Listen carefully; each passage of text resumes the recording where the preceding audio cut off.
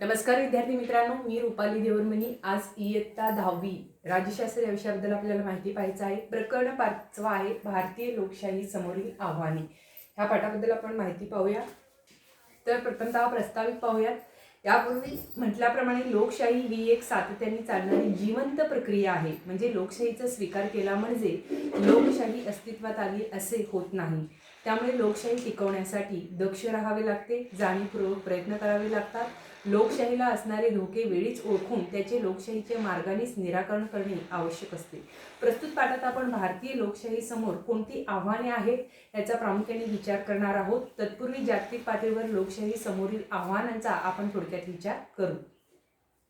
आज जगातला प्रत्येक देश आपण लोकशाहीवादी असल्याचं म्हणतो, परंतु प्रत्यक्षात मात्र लोकांचे हक्क आणि स्वातंत्र्य अबाधित ठेवणारी आणि जनकल्याणाला प्राधान्य देणारी लोकशाही फार थोड्या देशामध्ये आहे। म्हणजे लष्करी राजवटीचा मोठा धोका लोकशाही समोर आहे। त्यामुळे जागतिक पातळीवर खऱ्या लोकशाहीचा प्रसार होणे व प्रत्येक देशात तिचा अवलंब हे लोकशाही समोरील मोठे आव्हान आहे। म्हणजे लोकशाही प्रसाराचे हे जागतिक पातळीवरील काय आहे, आव्हान आहे। ज्या देशामध्ये लोकशाही रुजली आहे असे आपण म्हणतो तेथेही लोकशाहीचा वावर मर्यादितच आहे। भारतासारख्या अन्य देशांमध्येही लोकशाही म्हणजे केवळ मतदान, निवडणुका, शासन व्यवहार, न्यायालय इत्यादीचा बोध होतो। परंतु हे लोकशाहीचे केवळ राजकीय स्वरूप आहे। लोकशाही जर एक जीवनमार्ग व्हावायचा असेल तर लोकशाही समाजाच्या विभिन्न क्षेत्रात पोहोचली पाहिजे। सर्व समाज घटकाचे सामीलीकरण, सामाजिक संस्थांना स्वायत्तता, नागरिकांचे सक्षमीकरण, मानवी मूल्यांचे जतन इत्यादी मार्ग त्यासाठी अवलंबवावे लागतील। खरी लोकशाही रुजवण्याचे हे कार्य पूर्ण होण्याची गरज आहे। त्यानंतरच आहे लोकशाहीची पाळेमुळे आणखी खोलवर नेणे हे जगातल्या सर्वच लोकशाही राष्ट्रांपुढील मोठे आव्हान आहे। स्वातंत्र्य, समता, बंधुता व न्याय, शांतता, विकास आणि मानवतावाद ही मूल्ये समाजाच्या सर्व स्तरावर नेणे आवश्यक आहे। त्यासाठी आवश्यक व्यापक सहमती ही पुन्हा लोकशाही मार्गानेच निर्माण करता येणे शक्य आहे। लोकशाही खोलवर नेण्यासाठी या सुधारणांची आवश्यकता आहे। आता आपण भारतीय लोकशाही समोरील आव्हाने पाहणार आहोत। भारतीय लोकशाही समोरील आव्हाने: लोकशाही अधिक अर्थपूर्ण करण्याच्या दृष्टीने शासनाने सत्तेचे विकेंद्रीकरण करणे व महिला आणि दुर्बल घटकांना आरक्षण व उपाययोजना राबवल्या आहेत। म्हणजे परंतु त्यातून नागरिकांच्या हाती खरी सत्ता आली का या प्रश्नांचा विचार करणे आवश्यक आहे। आता आपण जमातवाद व दहशतवाद ह्या मुद्द्यांबद्दल माहिती पाहू। जमातवाद व दहशतवाद: धार्मिक संघर्ष आणि त्यातून निर्माण होणारा दहशतवाद हे भारतीय लोकशाही समोरील सर्वात मोठे आव्हान आहे। म्हणजे समाजात धार्मिक तेढ वाढल्यामुळे सामाजिक स्थैर्य नाहीसे होते। दहशतवादासारख्या घटनांमुळे लोकांचा लोकशाहीतील सहभाग कमी होतो। त्यानंतरच आहे डावे उग्रवादी किंवा नक्षलवादी आहे। डावे उग्रवादी किंवा नक्षलवादी आहे। नक्षलवादी ही भारतातील खूप मोठी समस्या आहे। भूमिहीन शेतकरी, आदिवासी यांच्यावर होणाऱ्या अन्यायाला दूर करण्यासाठी नक्षलवाद सुरू झाला। म्हणजे या नक्षलवादाने आता उग्र रूप धारण केले आहे। पण यातील शेतकरी, आदिवासी यांच्या समस्येचे महत्त्व कमी होऊन सरकारला हिंसक पद्धतीने विरोध करणे, पोलीस दलांवर हल्ले करणे यासारख्या मार्गाचा वापर नक्षलवादी गटांकडून केला जातो। त्यानंतरच आहे भ्रष्टाचार। भारतामध्ये सार्वजनिक क्षेत्रात मोठ्या प्रमाणावर भ्रष्टाचाराची समस्या दिसून येते। राजकीय आणि प्रशासकीय स्तरावरील भ्रष्टाचारांमुळे सरकारची कार्यक्षमता कमी होते। सरकारी कामांना लागणारा वेळ, सार्वजनिक सोयी व सुविधांची घसरलेली गुणवत्ता म्हणा, वेगवेगळे आर्थिक घोटाळे यामुळे एकूण व्यवस्थेबद्दल अविश्वास आणि असमाधानाची भावना लोकांमध्ये निर्माण होते। निवडणूक प्रक्रियेमध्ये होणारा भ्रष्टाचार, बनावट मतदान, मतदारांना लाच देणे, पळवून देणे यासारख्या घटनांमुळे लोकांचा लोकशाही प्रक्रियेवरील विश्वास उडू शकतो। आता आपण राजकारणाचे गुन्हेगारीकरण पाहणार आहोत। राजकारणाचे गुन्हेगारीकरण: राजकीय प्रक्रियेमध्ये गुन्हेगारांचा वाढता सहभाग ही लोकशाही व्यवस्थेवरील एक गंभीर समस्या आहे। गुन्हेगारी पार्श्वभूमी, गुन्हेगारी स्वरूपाचे आरोप म्हणा, भ्रष्टाचाराचे आरोप असलेल्या व्यक्तींना काही वेळा राजकीय पक्षांकडून उमेदवारी दिली जाते।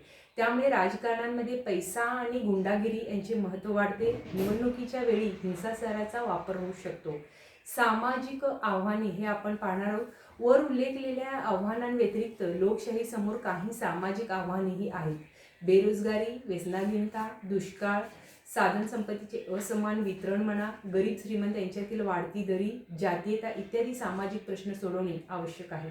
भारतीय लोकशाही यशस्वी करण्यासाठी काय करता येईल या मुद्द्यांबद्दल आपण माहिती पाहणार आहोत. भारतीय लोकशाही यशस्वी होण्यासाठी काय करता येईल, सामाजिक आव्हाने तर आपण पाहिलो. तर पहिला आहे, लोकशाहीत बहुमताला खूप महत्त्व आहे. लोकशाही शासन प्रकारात बहुमत मिळणारा पक्ष सत्तेवर येतो. म्हणजे संसदेमध्ये सर्व निर्णय बहुमताने घेतले जातात. बहुसंख्य समाजाचे कल्याण हा लोकशाहीचा काय असतो, उद्देश असतो. बहुमताला महत्त्व देताना अल्पमतात असणारे आणि अल्पसंख्य असणारे यांच्यावर अन्याय होण्याची शक्यता असते. लोकशाही हे जरी बहुमताने चालणारे सरकार असले तरी अल्पमतात असणाऱ्या लोकांना निर्णय प्रक्रियेत सामावून घेणे, त्यांच्या हितसंबंधाचा विचार करणे हे देखील सरकारचं काय आहे, कर्तव्य आहे. थोडक्यात लोकशाही शासनांमध्ये सर्वांच्या मतांना महत्त्व असायला हवे. त्याचप्रमाणे बहुमताचे सरकार हे बहुसंख्य असलेल्या समाजाचे सरकार असू नये. सर्व धार्मिक, वंशिक, भाषिक, जातीय गटांना लोकशाहीमधील निर्णय प्रक्रियेमध्ये सहभागी होण्याची समान संधी मिळायला हवी. त्यानंतरचं दुसरं आहे, भारतातील न्यायालय राजकीय प्रक्रिया अधिकाधिक पारदर्शक होण्यासाठी जाणीवपूर्वक प्रयत्न करताना दिसत आहेत. विशेष करून राजकारणाची गुन्हेगारीकरण रोखण्यासाठी गुन्हेगारांना कडक शिक्षा आणि राजकीय प्रक्रियेत सहभागी होण्यास बंदी असे निर्बंध न्यायालयाने घातले आहेत. तिसरं आहे, भारतातील लोकशाही यशस्वी करण्यासाठी केवळ सरकार, प्रशासन व न्यायालयीन पातळीवर प्रयत्न होणे पुरेसे नाही. यासाठी सामाजिक व वैयक्तिक पातळीवर प्रत्येकानेच जाणीवपूर्वक प्रयत्न केले पाहिजेत. शासकीय व प्रशासकीय पातळीवर सर्व शिक्षा अभियान म्हणा, स्वच्छ भारत अभियान म्हणा, ग्राम समृद्धी योजना म्हणा, स्वमदत गटांची स्थापना म्हणा, महात्मा गांधी राष्ट्रीय ग्रामीण रोजगार योजना यासारखे अनेक उपक्रम राबवले जातात. स्त्रियांचे राजकीय प्रतिनिधित्व वाढवण्यासाठी स्थानिक शासन संस्थांमध्ये स्त्रियांसाठी 50% जागा राखीव ठेवण्यात आल्या आहेत. चौथा आहे, भारतातील लोकशाही यशस्वी व्हायला हवी असेल तर सर्वच पातळ्यांवर नागरिकांचा सहभाग वाढला पाहिजे. म्हणजे विशेषतः शासन व्यवहारांच्या पातळीवर तो वाढल्यास सार्वजनिक धोरणाचे स्वरूप बदलेलं, संवादातून त्याची निर्मिती होईल. सत्तेवर न येऊ शकलेल्यांबरोबरही देवाणघेवाण असणे लोकशाहीच्या यशासाठी आवश्यक आहे. समता, स्वातंत्र्य, सामाजिक न्याय, धर्मनिरपेक्षता आपल्या वैयक्तिक जीवनातही या मूल्यांचा आदर व जोपासना करायला हवी. आपण देशाचे एक जबाबदार नागरिक आहोत ही जाणीव प्रत्येकाने ठेवली तरच लोकशाही यशस्वी होईल. तर अशा प्रकारे इथे आपला प्रकरण संपतो प्रत्येकाने.